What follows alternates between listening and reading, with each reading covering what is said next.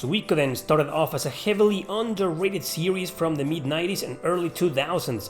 Over time, it began gathering more and more fans, word spread out, and it gained the popularity it finally deserved. Nowadays being extinct, on its way to becoming a new IP called A Eiyuden Chronicle, Suikoden has become one of the most important JRPG series of all time, most specifically due to its 3 uniquely different battle mechanics. So today we're going to determine which of its games has the best battle system in the series.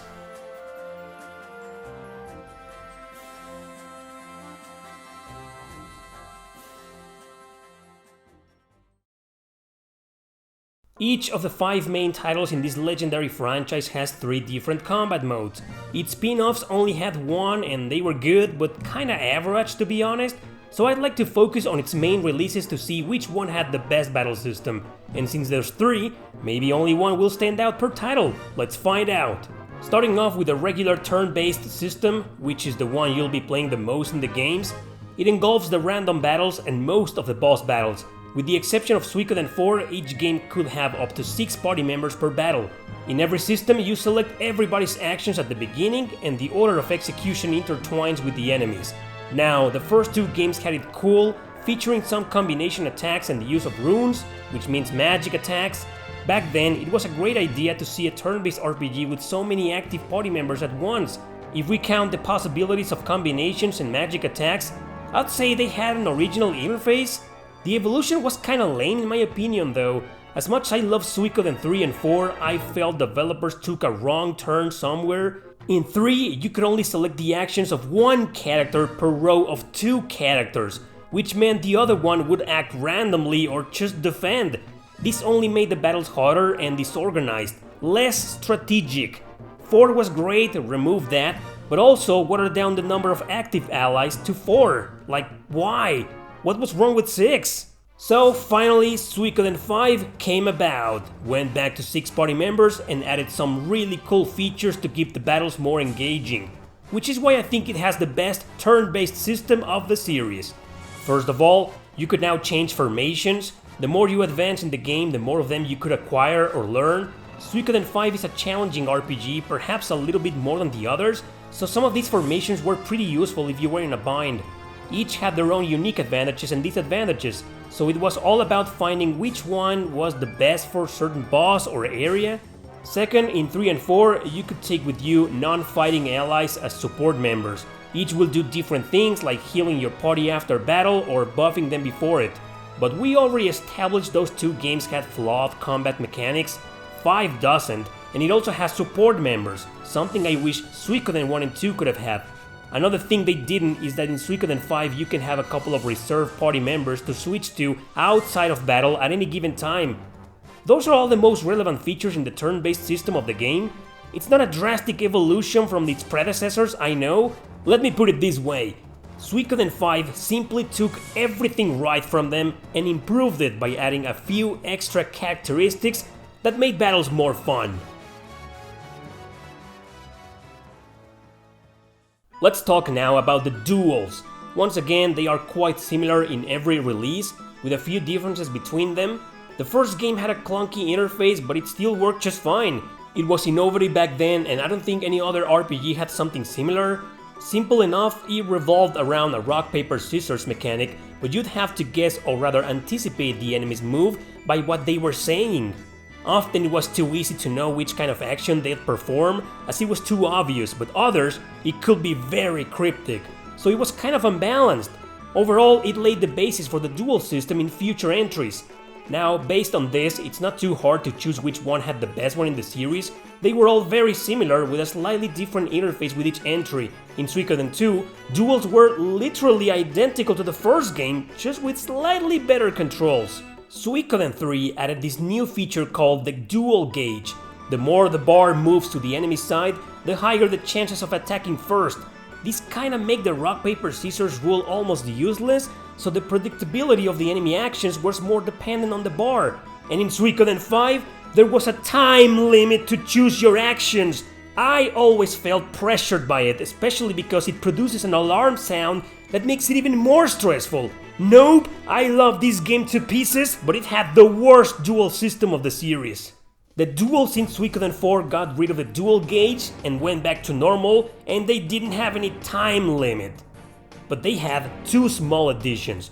One, every action had a full power option, so if you anticipated the enemy's move right, you could do some massive damage to them.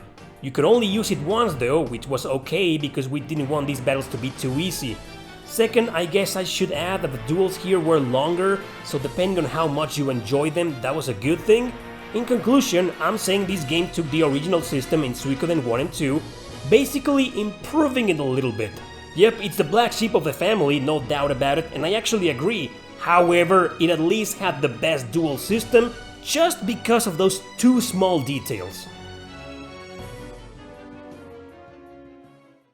Last but definitely not least, the war battles.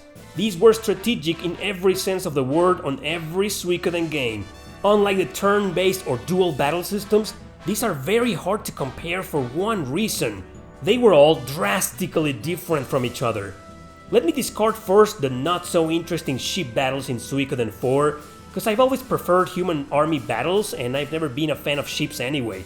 Suikoden 3 had this hex system showing the leaders in cards, and I actually liked it a lot. But once they go into battle, it becomes a hollow turn-based RPG with barely any control and bad AI. Damn, I adore this game, but I admit its 3 battle mechanics are kinda troublesome. I'll discard the first Suikoden as well because these overview strategy battles weren't really that fun. They're cool, but I didn't find them all that engaging. So the real competition is between Suikoden 2 and 5. The latter introduced a real-time strategy system, which I absolutely loved. You took command of several platoons while selecting the directions you wanted them to move to. Upon making contact, this animation will play and the result will be determined by a rock-paper-scissors system. But sometimes the platoon with more units could stand a chance against a stronger unit. Movement in the map, however, was always slow and often things got pretty chaotic. Sometimes it was hard to control the flow of battle here, so I admit the map design wasn't all that great. I still absolutely loved it though. In fact, this system became my favorite in the series. But I have to admit, it's very niche, hard to get into and just not for everybody. Plus, several missions included ship battles and, as I've stated before, I wasn't their biggest fan. So I gotta give the throne to Suikoden 2. It's easier to understand, play, enjoy, and even control. It resembles a lot of grid-based tactical RPG, so let me explain. They play in these top-down view maps, each character leading a platoon. You could add 2 more characters to it, and each will have different buffs or effects like critical attacks, or better attack, better defense. If units were mounted on horses, they could move up to 2 squares, while foot soldiers would move just 1. Making contact with an enemy play these awesome animations that will take up several status to determine the outcome.